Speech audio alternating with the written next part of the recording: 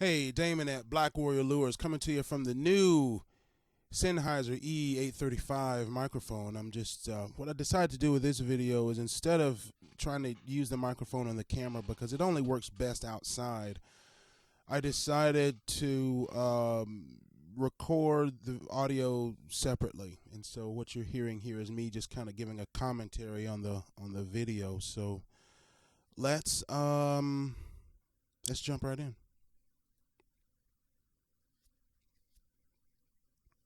Thumbs up. And if you didn't know, I am the Batman.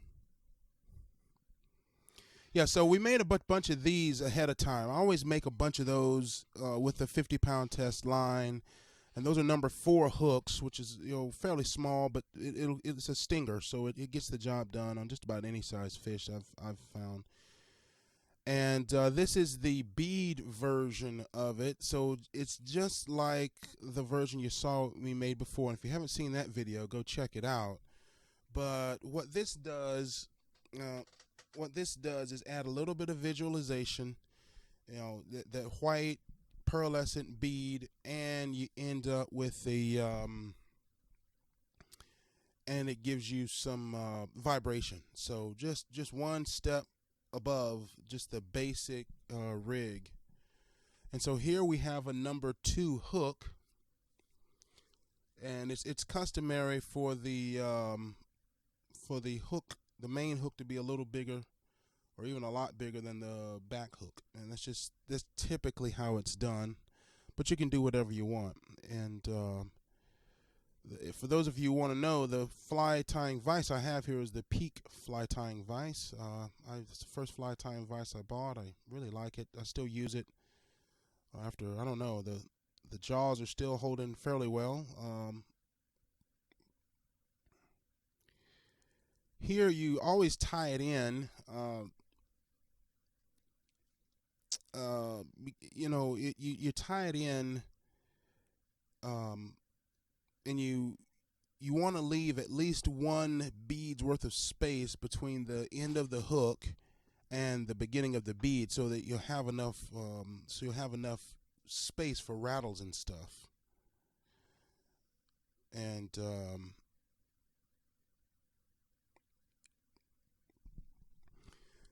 here, super glue gets very gunky. It's very gunky and messy. It's just how it is, and it doesn't quite dry, and it just kind of gets all nasty. And so I had to take some time to deal with that. Let me pump up the gain a little bit here. Gain's looking a little bit low on the meter.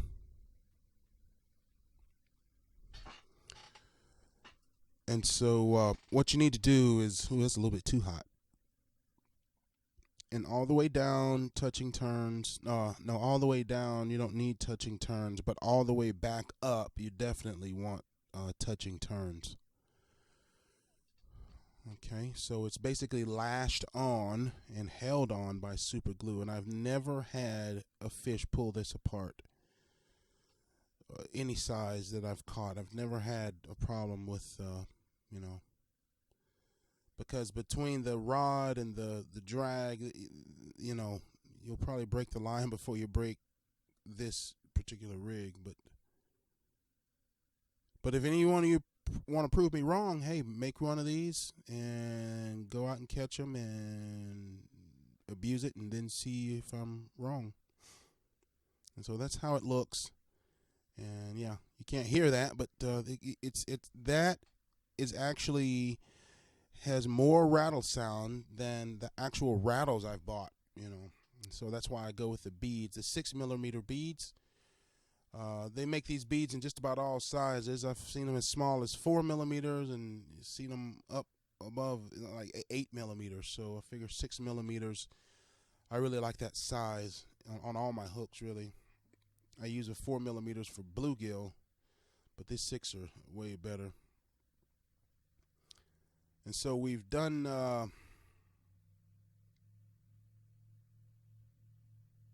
we've got a bunch of these made up. The first one I just showed it just for show, just for demonstration of how I put the beads on, and measure it up. 2-3 wraps. Make sure it's on top. Super glue. May want to open the window or something. And there you have it. Now, when I was cleaning it off earlier, I end up cutting off the very tip of it, so it just comes out as all one big glob instead of one nice smooth stream. So you'll see me use the bodkin here to sort of level it out over the whole thing.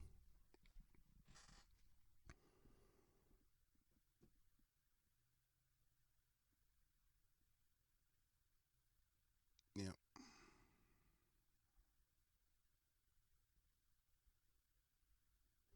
Now, it took me about 2 years to learn how to do that whip finish. If any of you want to know, I'll do a video on how to do it. It took me a very long time to do it. If you don't know how to do a whip finish, you don't have a whip finish tool, just do about 3 half hitches and it'll be fine. The super glue is what's holding it together, not the whip finish.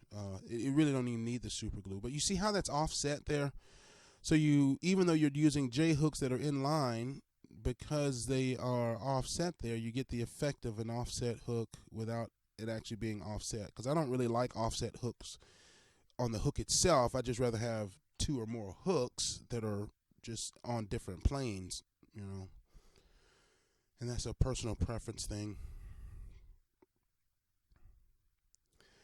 Again, with these hooks, you want to have a O'Shaughnessy hook, a Limerick hook, or a Sprout hook. I read an interesting fly fishing book maybe a year ago now, where he's talking about the various hooks to use, and he uses just geometry to show why the Sprouts, the O'Shaughnessy's, are really superior hooks of this type. Now, we look at that hook, it just looks like a plain old hook. But there's many decades, at this point, a lot of this hook design goes back to almost like the Civil War or something, or back in that era, as it were, actually after that. And so it's a very old hook design, and it's still being made today. The Sprouts, the O'Shaughnessy's, and the Limericks, and so. A lot of fly tires like the Limericks because they just look cool. This is a Sprout hook.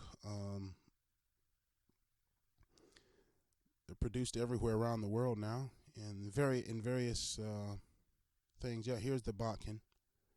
See how that one big blob there? Yeah, so I'm just saying, well, we just take that and just smooth it out. See, that's why I like the rotary vise. I can just do everything evenly like that.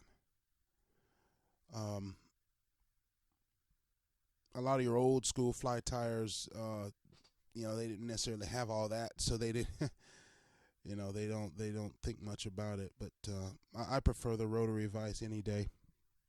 I've never used another kind of vise, but Peak makes a non-rotary vise, very cost effective, which I would probably buy that one if I didn't buy that, if I didn't have this one. I think this is the end of the number 2 hooks. I think we're going to go with the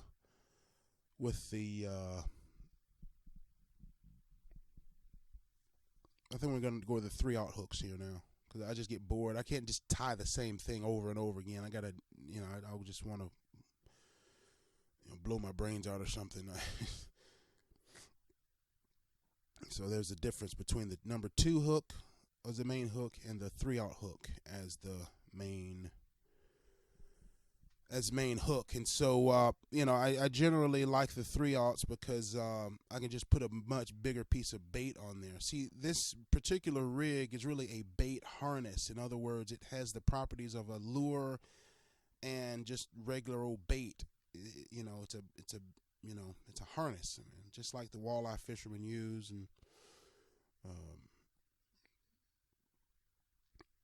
And here we go, same way. Now we could use 10/0 hooks if you wanted. It just doesn't really matter.